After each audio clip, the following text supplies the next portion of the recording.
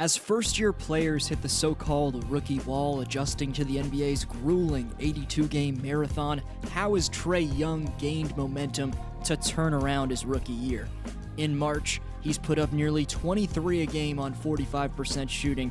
Tonight you see how he's made that look easy and started carrying the Hawks late this season, while in the process catching up to Luka Doncic in the Rookie of the Year race. But also there's the parts to his game that if he improves, he'll give himself a great shot to elevating to a top player. After breaking down all that, I'll predict how good Trae will become and give a hybrid NBA comparison for him. Now put it on spin. Got it to go in.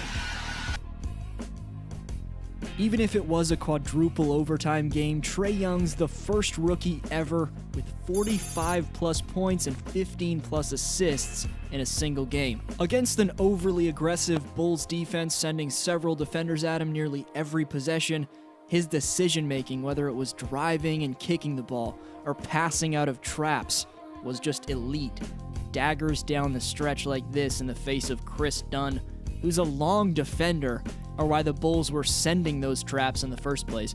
Trae's showing he's a killer with clutch shots like these, even if it is a 26th ranked Bulls defense. What was most impressive this 49-point outing was his finishing at the basket, and also the most underrated part of his game, his quickness, that burst of speed he has getting to the basket.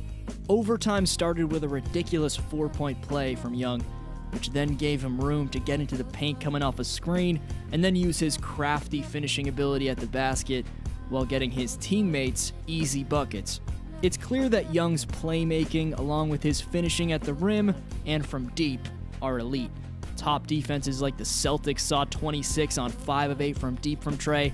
He put up 28 and 9 against the second-ranked Jazz defense, and against the number 1 ranked defense, the Bucks, he got to the line 13 times while grabbing a career-high 11 rebounds. Trae needs the right pieces around him. I'll get into who the Hawks should select around Young in this year's draft. But does Trae compare to someone different than Steph Curry? Where are the current weaknesses of his game he needs to improve? And how good can Trae become? First, a shout out to Bigfoot31 going with Joe Ingles for the most entertaining defender, and he brings up the time when he shut down Playoff P in last year's playoffs. Ingles is definitely underrated on defense. He can shut down almost any wing in the NBA. Thank you so much for the comment. Today's question for next video shout out coming right up. Stay tuned for that. Unfortunately, Trae Young on the other side of the ball struggles. In pick-and-roll situations, his lack of length kills his chances of making an impact on plays.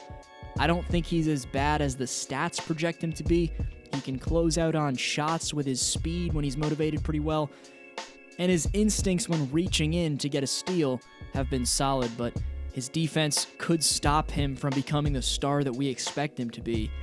Trae's demeanor, everything from the toughness and trash talk, which has gotten him unrightfully ejected, to the professionalism on and off the court at the age of 20, has been everything a GM wants to see from an NBA player. The lack of fear this guy shows relates to longtime NBA veterans, and the mentorship from Vince Carter should be key for Trae as well. Despite his youth, he's an exceptional leader, and he also handles the media perfectly. Let's look into the draft to see who fits best with Trae Young now. Atlanta needs to draft a second line of defense, small forwards and guards who can both encourage Trae's defensive improvement and recover from the inevitable breakdowns he has. Hawks fans, your hope with the 24 wins that you have, a low chance at a top 3 pick, should be that either small forwards Cam Reddish or Romeo Langford are available. Those are 2 wings with massive defensive potential, in my opinion. Langford from Indiana has some of the best hops in the nation at 6'6" with a 6'11" wingspan. And Cam Reddish at 2 inches taller, of course paired next to Zion Williamson and RJ Barrett at Duke, he has a chance to be a top 3 player in the NBA. He's smooth from distance. Cam's also showed he can defend multiple positions, which would definitely help Trae.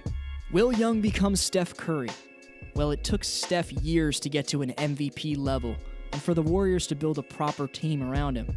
Young's playmaking has looked like Steph's. Maybe his quickness relates a little bit, I don't know if his ability from deep can ever match Curry's, though. That's a lot to ask from him. We're asking him to break history, set records there. I'm going with a hybrid of Steve Nash and Damian Lillard for my comparison.